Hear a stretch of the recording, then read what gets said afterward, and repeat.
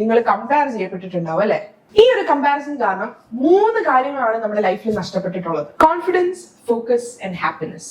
നമ്മൾ ഒരാളെ വെച്ച് കോൺസ്റ്റന്റ് ആയിട്ട് കമ്പയർ ചെയ്യുന്ന സമയത്ത് നമ്മൾ ഫേസ് ചെയ്യുന്ന ഒരു മേജർ പ്രോബ്ലം ആണ് നമ്മളൊരു ആവറേജ് ആണോ എന്നുള്ളൊരു ക്വസ്റ്റ്യൻ, അല്ലെങ്കിൽ നമ്മളൊരു ബിലോ ആവറേജ് ആണോ എന്നുള്ളൊരു തോട്ട് വരുന്നത്. ഈ ഒരു തോട്ട് വരുമ്പോൾ തന്നെ നമുക്ക് ഇടാനിരിക്കുന്ന ഈ ഒരു എഫേർട്ടിന്റെ ആ ഒരു പവർ കുറയാനായിട്ടുള്ള ചാൻസ് കൂടുതലാണ്. അതായത് നമുക്ക് ഇനി എഫേർട്ട് ഇട്ടിട്ടും കാര്യമില്ല, നമ്മൾ എന്താണെങ്കിലും ആവറേജ് ആണ് അല്ലെങ്കിൽ ബിലോ ആവറേജ് ആണ്, എത്രയൊക്കെ കഷ്ടപ്പെട്ടാലും എങ്ങും എത്താൻ പോകുന്നില്ല എന്നുള്ളൊരു തോട്ട് നമുക്ക് വരാനായിട്ടുള്ള ചാൻസ് ഉണ്ട്.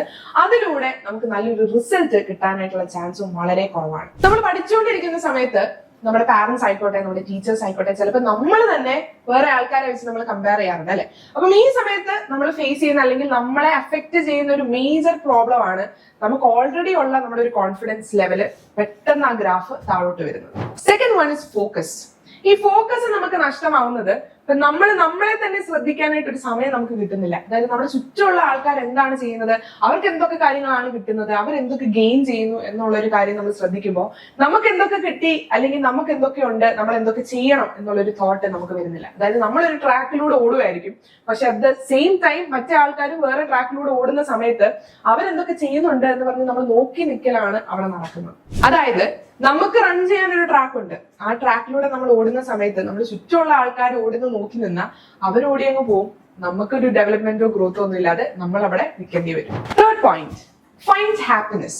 Find happiness in every single thing that you do in your life. അത് ഏറ്റവും ഇമ്പോർട്ടന്റ് ആയിട്ടുള്ള ഒരു കാര്യമാണ്.